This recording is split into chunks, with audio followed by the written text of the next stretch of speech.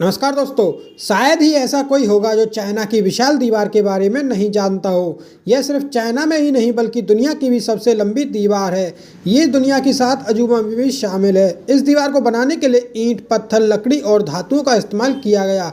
इसी वजह से इसे दुनिया की सबसे पुरानी और मिट्टी और पत्थर की बनी दीवार भी कहा जाता है। The great wall of China आज दुनिया भर में टूरिस्ट प्लेस के तौर पर मशहूर है, लेकिन वर्षों पहले चीनी शासकों ने इसका निर्माण आक्रमणकारियों से बचाव के लिए किले के तौर पर किया था, जिसे इस पार करना इम्पॉसिबल था। लेकिन यह दीवार चीन को मंगोलों के हमलों से ना बचा सकी। तो आज हम चीन की इस दीवार के एक रहस्य के बारे में बात करेंगे, जिसके बारे में बहुत ही कम लोगों को पता है। लेकिन वीडियो शुरू करने से पहले आप इस चैनल को सब्सक्राइब कर लीजिए, क्योंकि इस चैनल पर आपको मिलेगी एकदम ऑथेंटिक जानकारी, वो भी एकदम आसान भाषा में। तो दबा दीजिए इस लाल बटन को।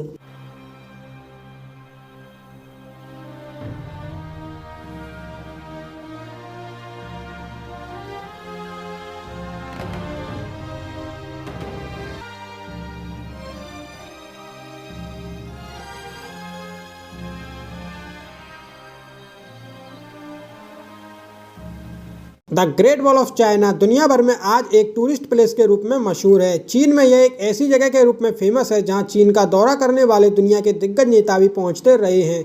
अमेरिका के पूर्व राष्ट्रपति Barack Obama, Richard Nixon, Britain की रानी एलिजाबेथ II और जापान के सम्राट अकिहितो सहित दुनिया भर के करीब 400 नेता चीन की इस दीवार को देखने के लिए पहुंच चुके हैं।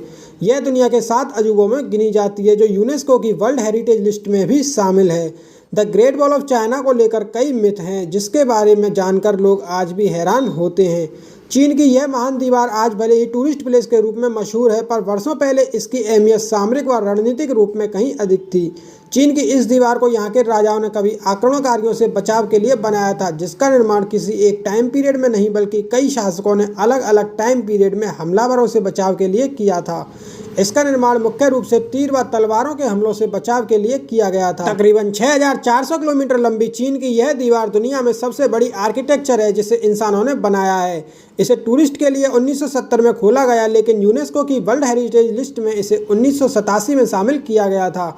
ऐसा माना जाता है कि यह अंतरिक्ष से भी नजर आती है। साल 1923 में नेशनल ज्योग्राफिक ने इस दीवार के बारे में एक रिसर्च शुरू की और कहा कि यह इंसानों द्वारा बनाया गया एकमात्र आर्किटेक्चर है जिसे आंखों से भी चंद्रमा से देखा जा सकता है। लेकिन बहुत से एक्सपर्ट इसे सिर्फ एक मिथ मानते हैं। साल 1969 में चंद्रमा से लौटने के बाद नील आर्मस्ट्रॉन्ग से कई मौकों पर पूछा गया था कि क्या चंद्रमा से चीन की दीवार दिखाई देती है, लेकिन उनका यही कहना था कि ऐसा कुछ नहीं है, ये झूठ है कि चांद से चीन की दीवार दिखाई देती है। यहाँ तक कि चाइना के अपने अंतरिक्ष यात्री यांग लेवेई ने भी इस बात को स्वीकार करने से मना कर दिया था कि उन्हें चंद्रमा से चाइना की दीवार दिखाई दे रही है। आक्रमणकारियों से बचाव के लिए इस लंबी दीवार का निर्माण 8th सेंचुरी में शुरू किया गया था, जिसके बाद कई शासकों ने अलग अलग हिस्सों में दीवार को और बड़ा किया और इन्हें आपस में जोड़ने का काम भी किया। हालांकि अब भी यह दीवार कई जगह पर जुड़ी हुई नहीं है। इस लंबी दीवार को लेकर बहुत ही कन्फ्यूजन बना हुआ है, क्योंकि साल 2009 में किए गए एक सर्वे में इसकी लंबाई 8850 किलोमीटर बताई गई, जबकि साल 2012 में चीन के state administration of culture heritage द्वारा 5 साल की रिसर्च के बाद जारी की गई रिपोर्ट के मुताबिक चीन की दीवार की कुल लंबाई 21,196 किलोमीटर है।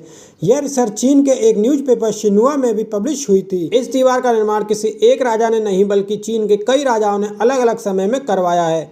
इसके बनाने की शुरुआत 5th सेंचुरी से हुई थी, जो कि 16वीं सेंचुरी तक चली। इस दीवार की एक और खास बात है कि इसे बनवाने की कल्पना चीन के पहले सम्राट किन शी हुआंग ने की थी, लेकिन उसके सैकड़ों साल बाद इसका निर्माण कार्य शुरू हुआ था। चीन के शासकों ने बाहरी हमलावरों से रक्षा के लिए इस किले का निर्माण किया था, लेकिन साल 1211 में चंगेज खां के आदेश पर मंगोलों के आक्रमण के दौरान यह अजय नहीं रह गई। चंगेज खान ने इसे तोड़ा और लाखों सैनिकों के साथ चीन पर हमला कर दिया था। ऐसा माना जाता है कि इस दीवार के निर्माण में करीब 20 लाख मजदूर लगे हुए थे। जब इस दीवार के बनाने की बात आई तो मजदूरों के मात्र एक डिस्पोजल माना जाता था। यह अनुमान लगाया गया कि इस दीवार के निर्माण में 4 लाख लोग मारे गए, जिससे यह पृथ्वी का पर सबसे लंबा कब्रिस्तान बन गया।